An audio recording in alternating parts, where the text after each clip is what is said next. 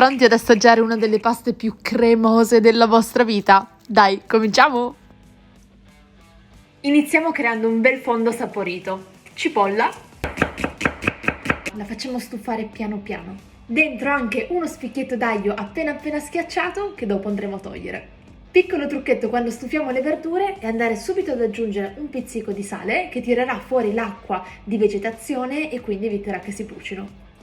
Peperoni, so che molti non li digeriscono e ciò che li rende un po' indigesti è di fatto la buccia, quindi la potete togliere bruciandoli e dando anche un tocco di affumicato sul gas in forno, oppure se volete una versione un po' più veloce, pela patate e basta che sia ben affilato andiamo ad eliminare la buccia.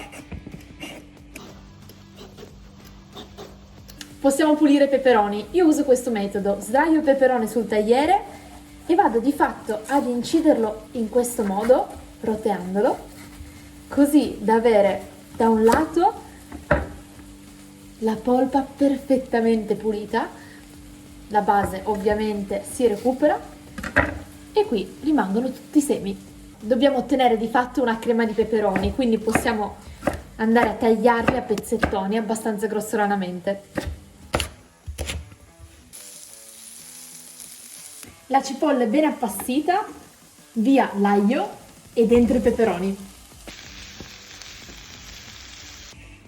Ho fatto saltare i peperoni a fiamma bella vivace per 5 minuti circa, a questo punto abbasso il fuoco e aggiungo un mezzo bicchiere d'acqua.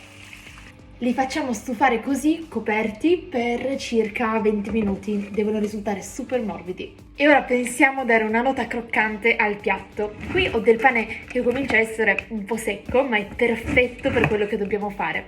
Faccio delle fettine sottili, poi delle listarelle e in ultimo dei cubetti grossolani. Mandorle,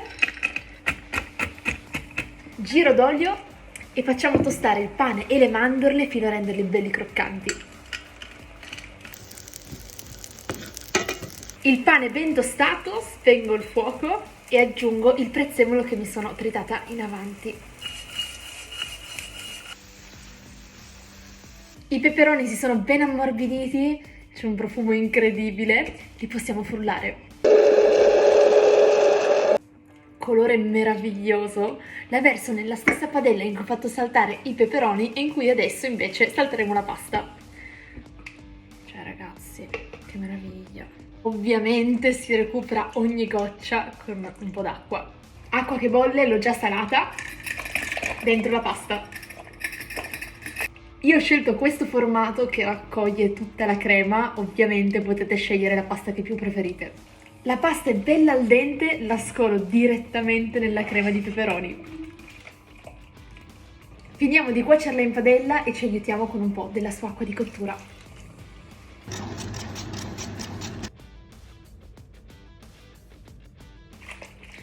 La pasta è pronta, non ci resta che mantecarla ancora con un filo d'olio e via.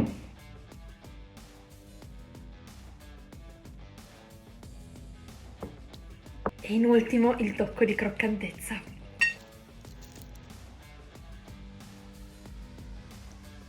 Ultimo consiglio, assicuratevi di aver scelto un formato di pasta pronto a raccogliere tutta questa salsa, perché vi assicuro che la crema non manca.